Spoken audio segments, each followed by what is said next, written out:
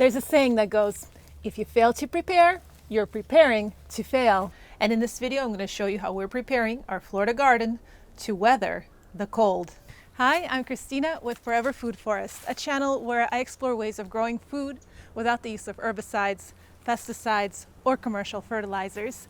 And instead, I rely on permaculture gardening principles and other natural farming techniques to grow food. Winter is coming to Florida, which means that in just 2 short weeks, it will be complete pandemonium. We'll be able to ice skate on Lake Okeechobee. I-4 will get backed up for miles, and the sky will open up, and from it will rain down frozen iguanas, actually. Fake news! Florida ma'am, everybody. I asked for her help in winterizing the garden. Winter Florida just means you gotta put on an extra pair of underwear, and I-4 is always backed up. Did you get the frost coverings? Nah, we don't need none of that fancy pants stuff. That's why I brought these. When winterizing a large garden that's more than a few garden beds, the best course of action is to determine which plants need to be protected and which ones can just chill. For example, cold-tolerant plants like strawberries, brassicas, or potatoes can withstand temperatures dipping into the 30s for a brief period of time.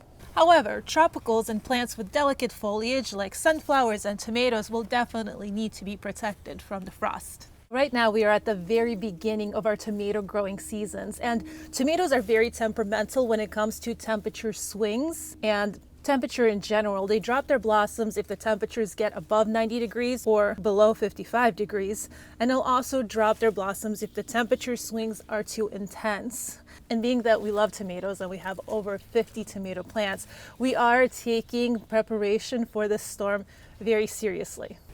I know that I said potatoes are cold tolerant. However, in the last 3 days, since I started shooting this video, our daytime temperatures have dropped by 15 degrees. And my mom thinks that with all these unprecedented weather events that we experienced in the past year, that something really crazy is heading for Florida, and she is taking no chances in protecting her potatoes. So why is it that some plants need to be protected while others require chill hours in order to produce blooms and to set fruit?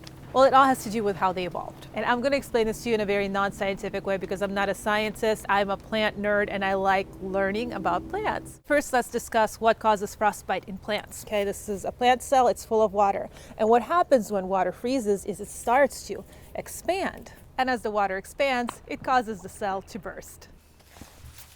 And that's what the cell looks like afterwards. However, plants in colder regions have evolved to produce sugars and carbohydrates that act like natural antifreeze. Think about it. If you put a cup of water and a cup of maple syrup in the freezer, which one's gonna freeze faster?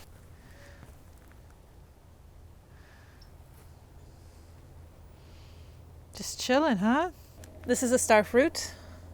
This is a tropical plant, so it will definitely need to be protected, but it's called a star fruit because look, the fruit makes a star. So this is our cucumber plant. It needs to be protected because if it gets cold, it gets mold. Now, the thing that I'm most worried about are our seedlings. The blueberries might enjoy the cold. The great thing about a lot of herbs is that they are very cold tolerant. And the more stressed they are, actually, the more medicinal they become. Except basil. Basil's going to turn into nutritious compost if it's touched by frost. But on the bright side, we might get some frozen bananas. You know what the best thing is about a cold front is that all the bugs are going to go back to hell where they came from.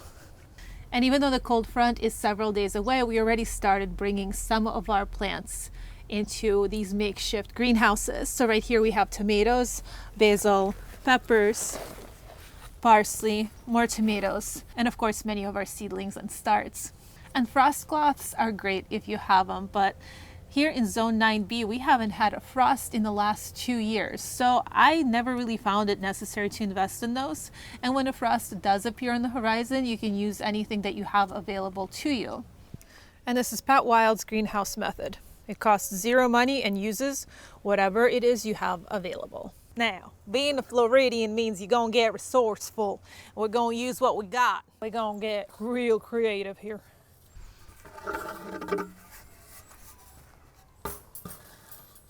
Now the main thing you want to do is you're going to protect the plants from the frostbite. Now this right here is a linen duvet cover.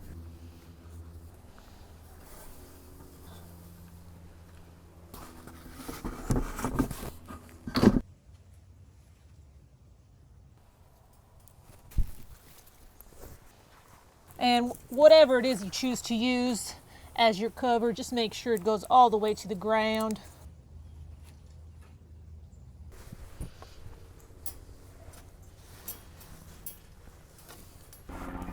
It ain't stupid if it works. And if you don't own any frost cloths, there's really no reason to go out and buy them right now. You can use regular household items like towels, blankets, sheets, and even boxes to protect your plants from getting bitten by the frost.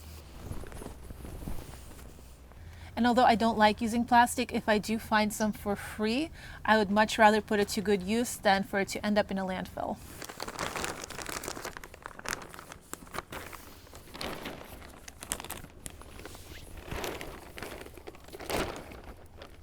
So right here we're using some of our cattle panel trellises to hang some of this plastic sheeting, and this is going to create a greenhouse effect. And when you are covering your plants, it's really important that your covering goes all the way to the ground so it can trap some of that radiated heat from the soil. And there are many problems that come with using plastic, one of them being condensation, because they are really good at creating that greenhouse effect. They're also really good at trapping moisture. And once the temperatures turn below freezing, that moisture turns into frost, and that can in turn damage your plants. So if you do intend to use plastic, make sure to have some kind of a heating source inside your makeshift greenhouse. Okay, that's a fire hazard. It ain't stupid if it works. A good alternative would be to get some dark glass water bottles and either fill them with hot water or lay them out in the sun during the day to absorb the heat. Then at night you can place them inside your greenhouse to keep your plants from freezing. And you can also use incandescent bulbs and Christmas lights. Just make sure that they're hanging away from anything that can be caught on fire. And if you have a hot compost pile, you can build a makeshift greenhouse on top of that heap and use that to keep your plants warm. Right now the temperature outside is 48 degrees. And I look out and look at what I see. This is one of the greenhouses. I told my mom not to do this. I told her it was a bad idea. But she insisted. We have 2 lanterns. Okay, she did a good job. They are far away from everything. And it is considerably warmer in here. It's 65. It ain't stupid if it works. But please do not try this at home. And I don't know what the storm is going to do, but it probably makes sense to protect our tropical plants because, like Pat Wild, they are not built for the cold. If you want to see more unhinged gardening content like this, make sure you're subscribed. And until next time, stay warm and form ice crystals.